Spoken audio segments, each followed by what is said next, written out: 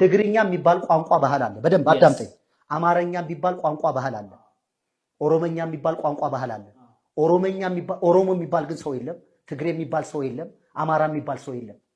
አማርኛ የሚባል ቋንቋ ነው ያለው። የአማራ ልብ ምት፣ የኦሮሞ ልብ ምት፣ የትግራይ ልብ ምት የሚባል የለም። የሰው ልጅ የህይወት ስርዓቱ አንድ አይነት ነው።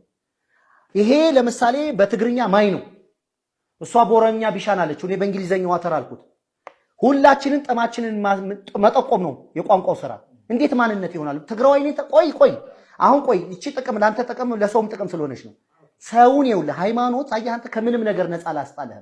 ጋዲዝም ምን በለው ትግራዋይ ነኝ፣ አማራ ነኝ፣ ትግሬ ነኝ፣ ኦርቶዶክስ ነኝ፣ እስላም ነኝ፣ አፍሪካዊ ነጭ ነኝ እያለ የሚቀባጥረው አንድ አይነት ጨለማና ድንቁርና እንጂ ሰው ነው። አንተ አሁን እኔ እናንተ ራቁታችን ብንቆም እዚያው ያንተ ዕቃ ትግራዋይ ነው፣ ትግራዋይ ነኝ ይላል። አይን አማራ ነኝ ይላል። ቆይ ልጨርስ። ይሄ ዝምበል። ይሄ ለሰው ወንጀል ነው እየነገርኩ ያለው። ሰውን ሁሉ አርነት የሚያወጣ ምላስህ ትግሬ አማራ ነኝ ይላል አይልም። ኢትዮጵያን ዋጋ እያስከፈላት ያለው ትግሬ ነኝ፣ አማራ ነኝ፣ ኦሮሞ ነኝ እያለ የሚቀባጥር ቀባጣሪ አጋንንት ሰይጣን እንጂ እግዚአብሔር አማራ አልፈጠረም፣ ትግሬ አልፈጠረም። አንተ ትግራዊ አይደለም፣ ሰው ነህ። ሰው